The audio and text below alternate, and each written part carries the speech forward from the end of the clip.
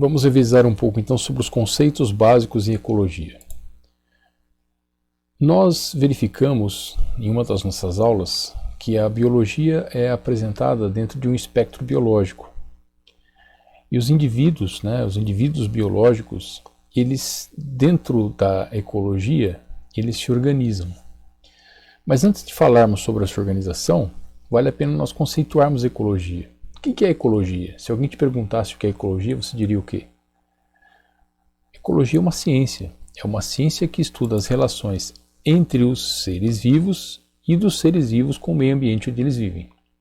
Ok? Então o que acontece? Esses indivíduos, eles não vivem sozinhos, eles vivem interagindo um com os outros, num primeiro momento dentro da sua própria espécie. E o conjunto de indivíduos de uma mesma espécie recebe o nome na ecologia de população. Portanto, população é o conjunto de indivíduos da mesma espécie. Essas populações, essas espécies diferentes, elas não vivem sozinhas também, elas vivem dentro de comunidades. Comunidades, portanto, são o conjunto de populações que vivem num determinado espaço. Então a gente consegue imaginar diferentes espécies, diferentes populações vivendo juntas numa comunidade, dentro de um determinado espaço, um espaço ambiental. Pois bem, ao conjunto de fatores bióticos vivos, comunidade, mais os fatores abióticos, meio ambiente, não vivo, ar, água, solo, luminosidade, esse conjunto nós damos o nome de ecossistema. Então, o ecossistema é o conjunto de fatores bióticos, vivos, e abióticos, matéria bruta. Mas é importante notar que os ecossistemas, eles apresentam um caráter de sustentabilidade, ou seja, ele auto se sustenta. Nós podemos pensar, por exemplo, numa lagoa como um ecossistema, porque nós temos lá os seres vivos, os peixes, o plâncton, enfim, todos os seres que vivem naquele local, e temos também a parte não viva, que seria a água, a luminosidade, né? Os sais que estão diluídos na água. Isso então seria um ecossistema. Essa lagoa ela tem que ter uma certa autossuficiência. Quando nós temos ecossistemas muito grandes, como por exemplo o Pantanal, a Amazônia, o Cerrado, e esse ecossistema tem uma fitofisionomia, quer dizer, um jeitão, né? uma característica de tipos de plantas e um clima muito característico e ocorrendo num grande espaço de área, nós chamamos então esse ecossistema de bioma.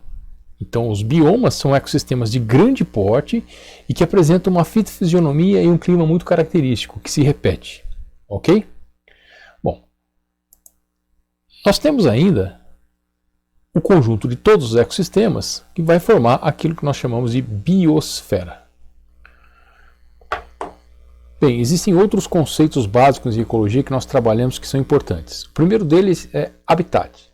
Habitat é o local onde um ser vivo vive a maior parte do tempo. É onde a população passa a sua maior parte do tempo. Pode ser uma árvore, pode ser um rio, pode ser um lago, ok? Agora, a forma como ele vive dentro desse habitat é o que nós damos o nome de nicho ecológico. Então, a maneira como ela vive, as relações que um ser vivo estabelece dentro desse ecossistema ou dentro desse habitat é o que nós chamamos de nicho ecológico. E por fim, sempre vai se estabelecer uma cadeia alimentar. Toda cadeia alimentar, para ser uma cadeia alimentar, tem que ter 3 elos de ligação. O produtor, aquele que faz fotossíntese, que produz seu próprio alimento e que coloca a energia na cadeia alimentar. Os produtores podem ser consumidos pelos consumidores, que podem consumir os produtores ou consumir outros consumidores. E por fim, tanto os produtores quanto os consumidores vão ser decompostos. E aí nós temos então uma cadeia alimentar com seus 3 elos. É importante que existam esses 3 elos para ser uma cadeia, tá bem? Vamos analisar então uma cadeia alimentar bastante simples. Imagine o capim, que é uma planta, né? Ou qualquer outra planta que faça fotossíntese, elas são então os produtores da cadeia alimentar. O capim, servindo de alimento para o gafanhoto, por exemplo, esses são considerados os consumidores primários. Todo consumidor primário será um herbívoro, estritamente herbívoro. É um consumidor primário. O gafanhoto, por exemplo, nesse caso, servindo de alimento para o sapo então é considerado consumidor secundário, porque ele se alimentou do consumidor primário.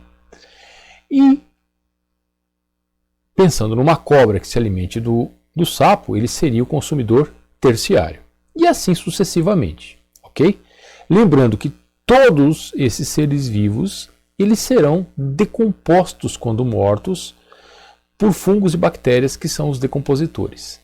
E aí então nós temos os três elos. O capim, que é o produtor, gafanhoto, sapo e cobra, que seriam consumidores, e os fungos e as bactérias, que são os decompositores. Temos aí uma cadeia alimentar. Vamos observar agora um outro exemplo, partindo do exemplo anterior. Então nós tínhamos uma cadeia em que o capim era o produtor, servindo de alimento para o gafanhoto, que é o consumidor primário, servindo de alimento para o sapo, que é o consumidor secundário, servindo de alimento para a cobra, que é então o consumidor terciário. Chama a atenção de que a seta sempre vai de quem é predado para quem preda, de quem é comido para quem come, tá bem?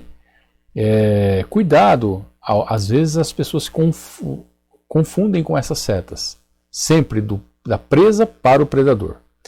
Bem, agora imagine a seguinte situação, que esse capim também sirva de alimento para um pássaro qualquer que vai comer as suas sementes, como por exemplo um pintacilgo, né? Esse pássaro, ele vai ser também um consumidor primário. Mas veja que está começando a se estabelecer uma outra cadeia dentro dessa primeira cadeia. Suponhamos que esse pássaro seja alimentado por aquela cobra da primeira cadeia. Olha que interessante, nesse caso essa cobra ela já passa a ser consumidora secundária. Então ela é consumidora terciária dentro de uma cadeia, mas ela é secundária dentro de outra. E vamos imaginar agora que esse pássaro ele seja comido por um gavião. Qual seria o nível trófico desse gavião? Ah, falei uma palavra nova, nível trófico. Nível trófico é o nível, é o local que um determinado ser ocupa dentro de uma cadeia. Nesse caso ele seria o quê? Consumidor terciário.